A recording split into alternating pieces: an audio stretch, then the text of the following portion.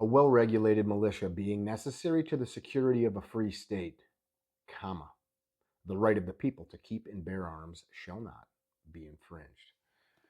Oftentimes, I think we overcomplicate some things that we shouldn't overcomplicate, and I think we try to oversimplify things which we cannot.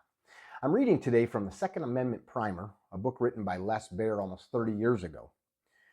My goal with today's video is to help you and I develop a broader vocabulary and understanding of the Second Amendment, the Bill of Rights, and most importantly, the minds of our founders and how they arrived, where they arrived at the time, to codify all of this beautiful language down so that our republic would exist. How would you like to be able to communicate more effectively with people rather than just say, it's my right, because it shall not be infringed? I mean, that looks cool on a t-shirt, but the whole point of law is that law helps spell out the rules of society. And those laws being created by man are going to be open to the interpretations of man. So why don't we follow Les's thought process through this book and take a step back. I want to go back to Old England.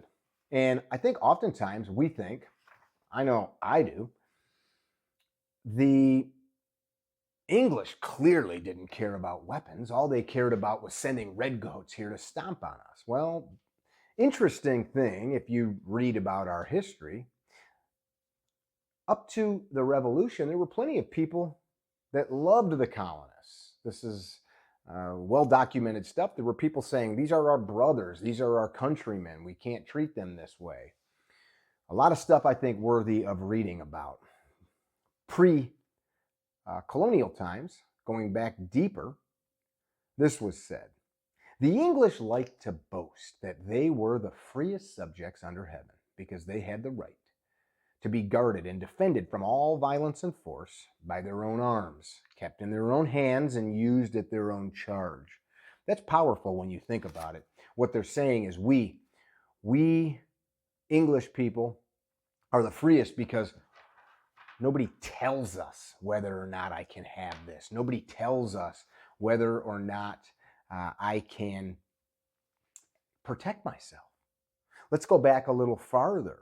Some Anglo-Saxon times, A.V.B. Norman, another author, he wrote in his book, The Medieval Soldier, he was speaking about the reverence that man gave at the time. I keep using the pencil because the pencil is mightier than the sword. But he talked of the reverence of ownership of a weapon and how, as a society, we looked at it. And he brought up slaves. He said the ceremony of freeing a slave included the placing in his hands of arms as a symbol of his new rank. Anglo-Saxon law forbade anyone to disarm a free man, and Henry I's laws applied this even to the man's own lord. So if you were the lord of some people, even he couldn't take that away. It's powerful stuff. When you think about the laws that we had in this nation that stopped enslaved people from having guns, there's a reason for that. If they have some guns, they can get away, right? We don't want that. We got to make sure they don't have any weapons or sharp things. That's powerful. And that's sort of the overarching theme of what a free man or woman is. Do we as a society respect your individual sovereign right to protect this thing that is you? It's powerful stuff.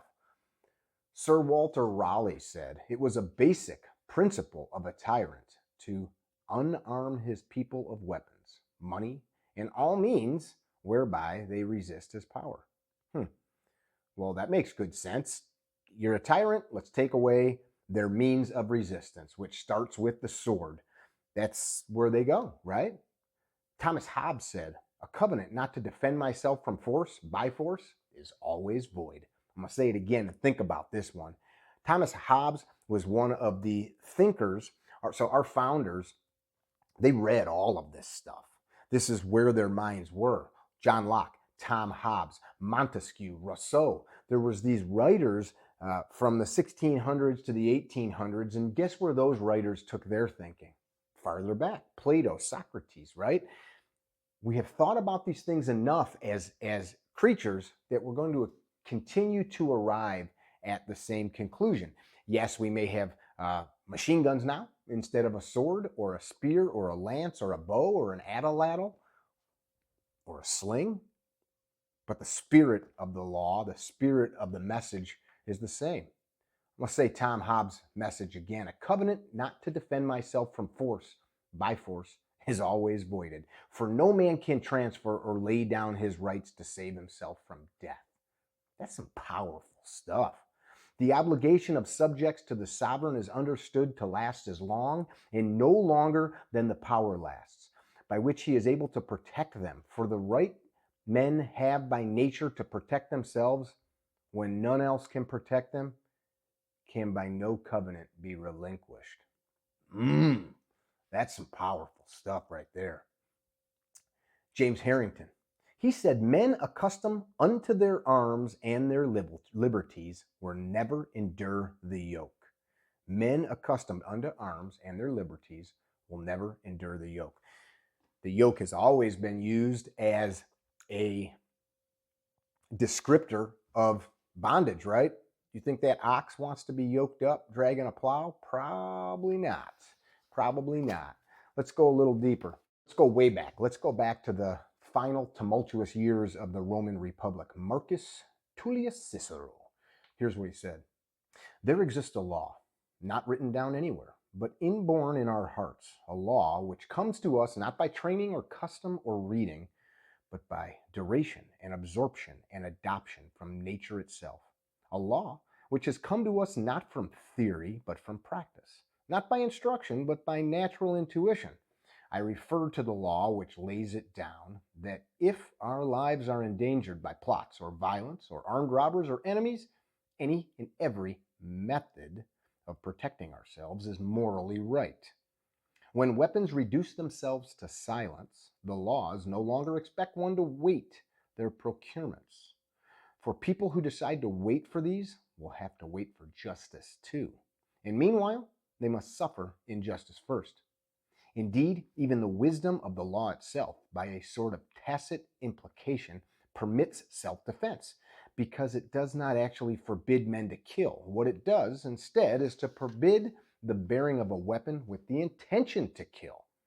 When therefore an inquiry passes beyond the mere question of the weapon and starts to consider the motive, a man who has used arms in self-defense is not regarded as having carried them with homicidal aim. This stuff has been thought about and talked about for a long, long time. He goes on to say, civilized people are taught by logic, barbarians by necessity, communities by tradition, and the lesson is inoculated even in wild beasts by nature itself. They learn that they have to defend their own bodies and persons and lives from violence of any and every kind, all the means within their power. This is exactly what our founders were talking about. Let's head back to the future. Tom Jefferson, perhaps one of the brightest minds of the revolution, imperfect, right? It's oftentimes brought up, well, he owned slaves. Sure did. It's horrible. But he also helped set the framework for us to exist as we do now. Imperfect men chasing the perfect cause of liberty. We can talk about that another time.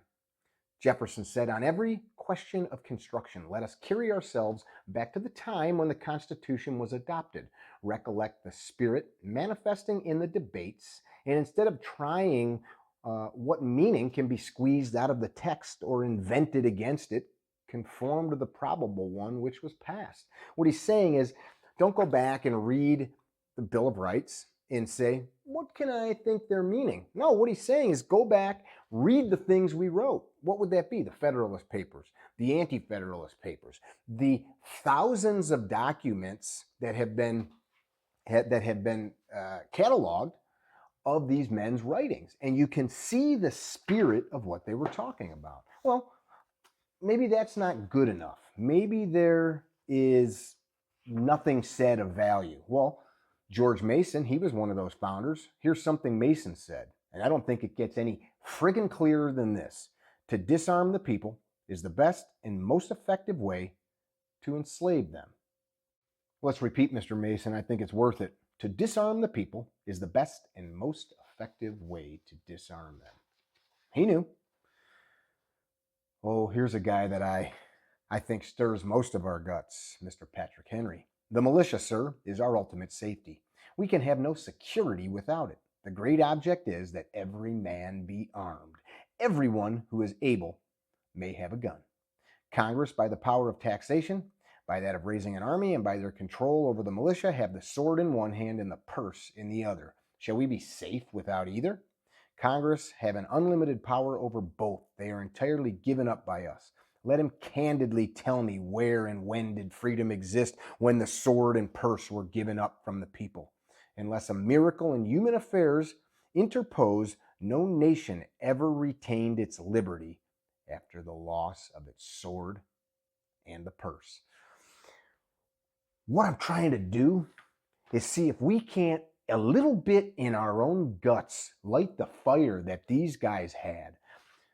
They were sitting by lamplight, reading the ancient texts, reading Locke and Hobbes and Montesquieu and Rousseau and Plato and Aristotle, in deriving from the thousands of years of intelligence and intellect and distilling it into what became the codified documents of our founding. Imperfect men chasing the perfect cause of liberty. John Adams says, arms in the hands of citizens may be used at individual discretion in private defense. There was no doubt that the men who founded this country did not intend for a second for the arms that we have protected in our Second Amendment only mean militia use. In fact, many people argue that, well, we now have the National Guard. Well, you guys know the National Guard does not take their firearms home. I can pose argument after argument, but better yet, go to the source or sources. Check out the book by Les Adams. I don't know him. I would love to. I don't know any of the men that we're talking about, except I know their works. And you and I, are the recipients of their goodwill. I like to think about liberty in the sense of a load, a wheelbarrow perhaps, or a bucket filled with something heavy. And somebody had to fill that bucket and pick it up, and they carried it. And eventually their time grew to an end. Their hands grew old, their muscles grew weak, and they had to set it down. And then somebody had to pick up the hands of that wheelbarrow or pick up those laden buckets and begin to continue to walk. You and I are here now. Jefferson said numerous times, and in one particular writing, that the Constitution, this is interesting, this was not law, this was his opinion that he shared in an article, should be rewritten every 20 years or so. You can go look this up and read it. He said, the living have a right to make the laws that govern them. I'm not suggesting we should rewrite the Constitution, but if we like how she is, it's up to us to keep her alive and well.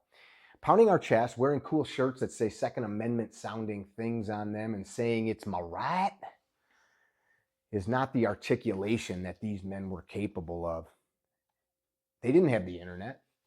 Hell, books were something for the wealthy, and many of them were not wealthy whatsoever. If they could do it, why cannot we? If not you, then who? Who should carry that torch that's on the coffee beans here, that torch of liberty? Patrick Henry, in his famous speech, said, I have but one lamp to guide my feet. It's the lamp of experience. We've experienced these things as mankind over and over and over and over again.